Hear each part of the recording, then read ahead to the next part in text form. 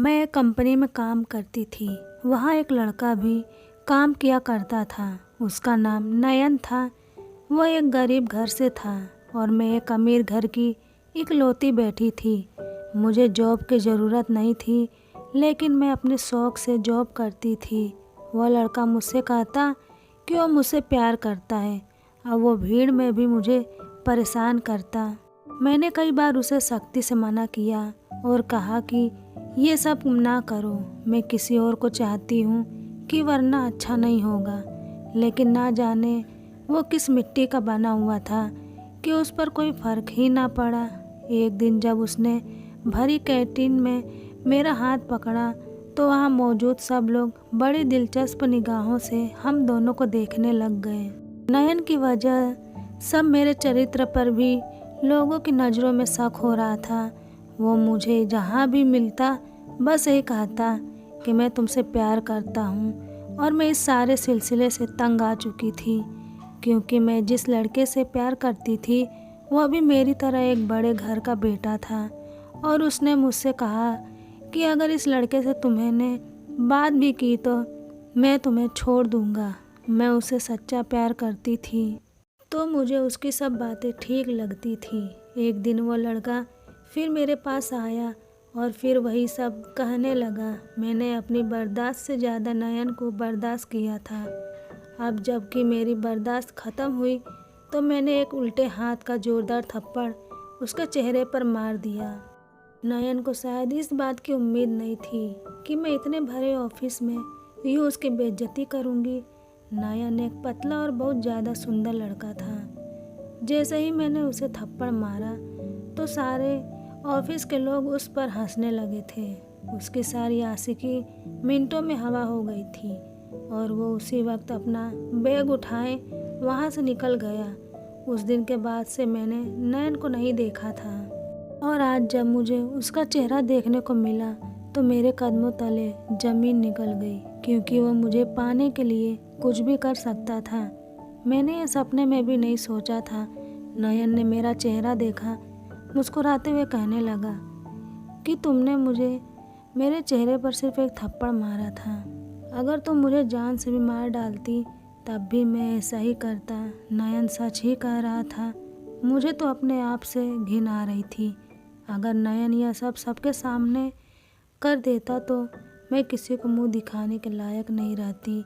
नयन खुद ही बताने लगा कि जिस दिन मैंने उसके चेहरे पर थप्पड़ मारा था वह उस दिन से सब कुछ सोच चुका था। वो किसी भी तरह मुझे पाना चाहता था। उसने उस दिन के बाद ऑफिस जाना छोड़ दिया था, क्योंकि वह जानता था कि अब हर रोज़ ऑफिस में उसका तमाशा बनेगा। नयन मुझे पाने के लिए बहुत ज़्यादा परेशान रहता, लेकिन हर बार मेरे साथ कोई ना कोई मौजूद होता और वो चाहते हुए भी कुछ न कर पाता।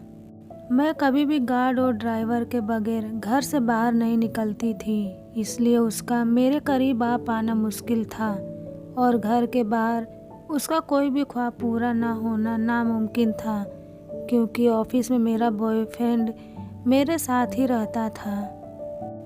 उसे और कुछ समझ नहीं आ रहा था। फिर वो मेरे घर में आने की तकरीब सोचने लगा। वह रोज़ाना मेरे घर के बाहर के चक्कर काटता और घर में दाखिल होने का कोई तरीका सोचता। उसने बताया कि एक दिन वह घर के बाहर थोड़ा दूर हटकर अपनी मोटरसाइकिल पर बैठा हुआ था। जब उसने एक सीधी सादी औरत को देखा तो पता नहीं उसने उसे क्या कहा, क्योंकि वो बहुत पुरानी नौकरानी है और घर की पूरी देखभाल उसकी जिम्मेदारी है। नयन को मौका मिल गया था कि जब वह अपना प्लान कामयाब करता। उसने सीधी सादी गांव वाली को अपने जाल में फंसाया और उससे कहा कि उसकी बहन का एक डाइवोर्स दी हुई औरत है और उसे काम की ज़रूरत है। अगर वो अपनी जगह उसकी बहन को बंगले पर रखवा देगी तो नयन उसका एहसानमंद रहेगा। वह नौकरानी बहुत सीधी थी और वो खुद काम छोड़कर अपने गांव जाना चाहती थी, क्योंकि गांव में उसका पति बीमार था। उसने उसकी बात मान ली। हर बार मेरे चाचा यह कहकर उससे मना कर देते कि वह चली जाएगी तो घर का ख्याल कौन रखेगा, और हर बार वो बेचारी मजबूरी में वहीं रह जाती थी। इसलिए वो नयन की बात मान गई और उसने अपने गांव वापस जाने के लिए चाचा से झूठ कहा कि जिस औरत को वो अपनी जगह रखवा रही है वो उसके गांव की औरत है और वो गूंगी है। नयन को बहुत अच्छे से मालूम था कि मेरे चाचा अक्सर ही शहर से बाहर होते हैं। उसने अपने दुबले पतले होने का बखूबी फ़ायदा उठाया और गांव वाली औरत की तरह का ढीला ढाला कपड़ा पहनकर खुद को दुपट्टे में छुपा लिया और उसने अपने आप को गूंगा साबित करा दिया। उसने हर बात का फ़ायदा उठाते हुए हमारे घर में एक नौकरानी की जगह ले ली। मैं भी अपने काम में व्यस्त रहती थी कि अब इस गूंगी नौकरानी से क्या बात करूं। उसे अपना प्लान पूरा करने के लिए ज़्यादा वक्त का इंतज़ार न करना पड़ा।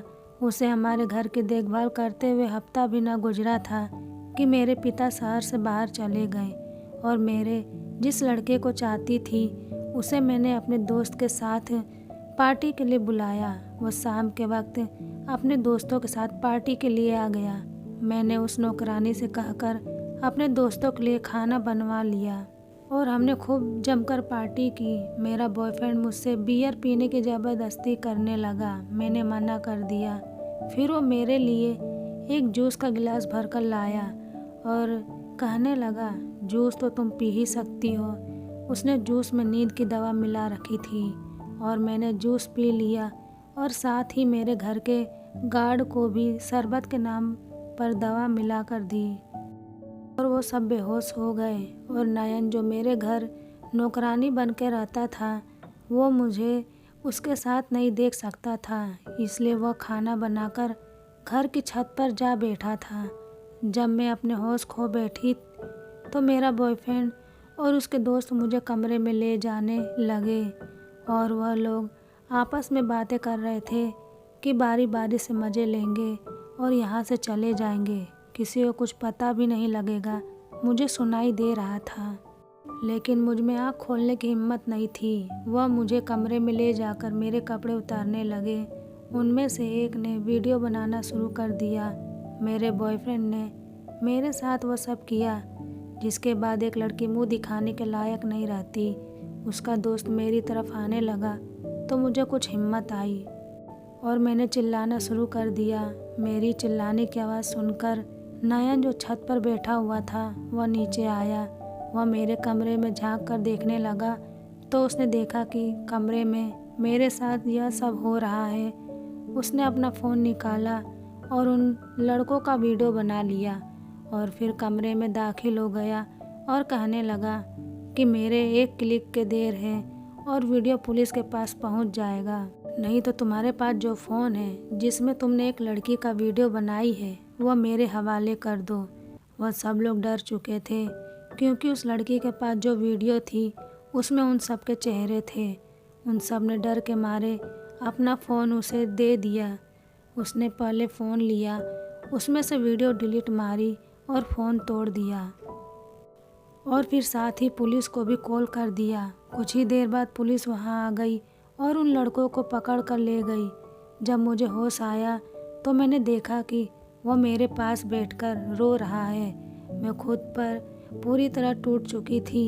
मैं उसे देखकर उसे लिपट कर रोने लगी और मैंने उससे पूछा, तुम यहाँ कैसे?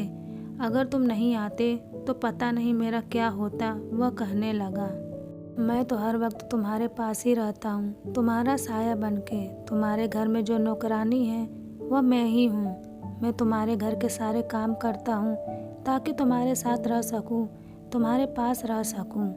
मैं उसकी बातें सुनकर एकदम से चौंक गई कि वह मुझसे इतना प्यार करता है कि मेरे लिए मेरे घर में नौकरानी का काम भी कर रहा था।